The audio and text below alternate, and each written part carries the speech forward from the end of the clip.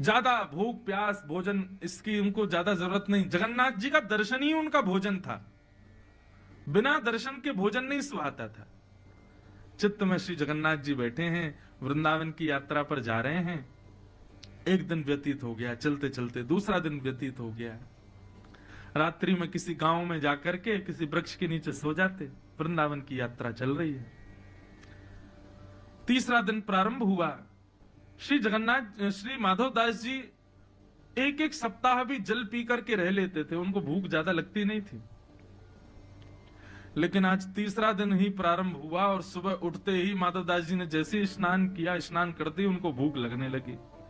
इतनी जोर की भूख लगी महाराज की अब तो वो व्याकुल हो गए। माधव दास जी मन में विचार करें कि इतनी व्याकुलता मुझे संपूर्ण जीवन में नहीं हुई, मुझे इतनी व्याकुलता क्यों हो रही है, मुझे इतनी भूख क्यों लग रही है, मुझे इतने अन्न की प्यास क्यों लग रही है। फल ढूंढने लगे, नहीं फल मिले तो व्याकुल हो गए, कहां जाऊं क्या खाऊं।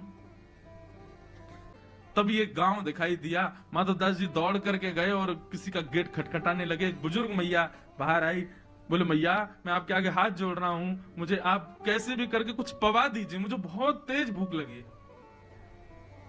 अरे बाबा ने डटो बिराजो, बोले अब रुकने का समय नहीं है, कच्चे चावल बन जाए, रूखी रोटी दो, कुछ भी दो, और कुछ नहीं तो आटा ही दे दो, मैं खा लूंगा, मेरा पेट भर जाए। इतनी व्याकुलता। मैया ने रोटी सब्जी आदि सब पात्र में रख करके माधव दास जी को दी। माधव दास जी तो ना देखें कि कैसे क्या खाना है, बस खाते जा रहे हैं, खाते जा रहे हैं।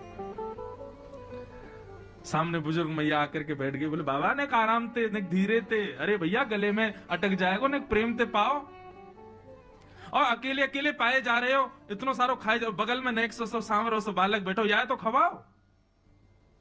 माधव दास जी बोले कौन बालक बैठा है। बोले आपके बगल में देखो कितनो प्यारो सो बालक बैठो है, बेचारो ऐसे टुकुर टुकुर आपकी थाली की ओर देख रहा, उसको क्यों नहीं पवा रहे हो। माधव दास जी के साथ कोई नहीं था। माधव दास जी बोले मैया मैं अकेला बैठा हूं यहाँ पे, कोई नहीं है मेरे साथ।